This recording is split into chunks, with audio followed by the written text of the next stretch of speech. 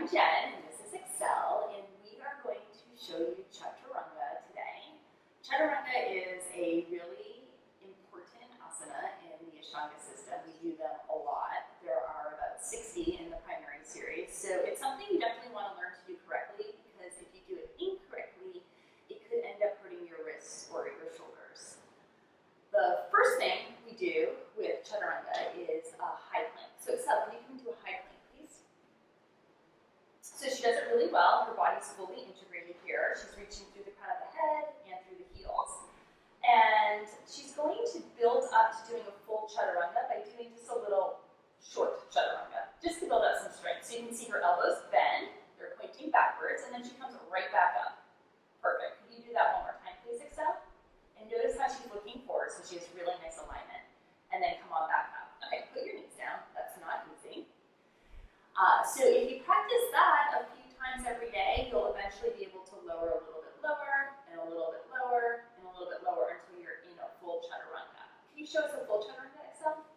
So you start in plank for full Chaturanga, and everything's just really integrated here. And on your exhale, you're going to bend your elbows, point them back, head reaches forward, keep going a little bit lower until your torso, your whole body's about parallel to the floor, and then come on back up.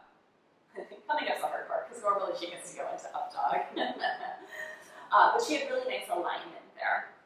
So that takes some time to develop the strength to do correctly.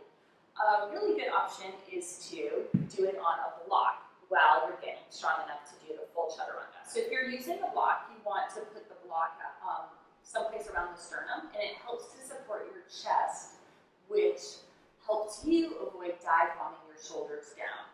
So that alignment in the Chaturanga happens really commonly, and it's when the shoulders go down low and the butt comes up high. Can you actually show us a bad Chaturanga quickly?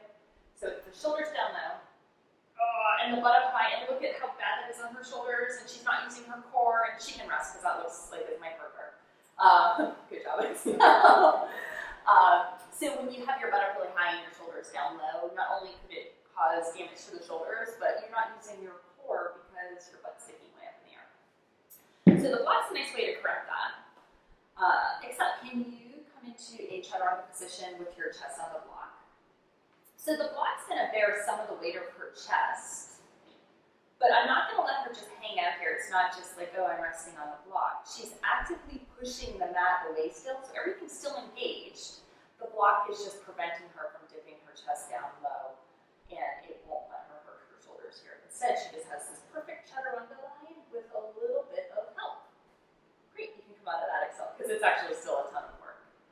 So, if you practice these little tips and tricks, Chaturanga with a block, or a little 1-inch Chaturanga, build up to 2 inches, build up to 3 inches, remember you get to do a lot of them in Ashtanga, so you have plenty of opportunity to practice.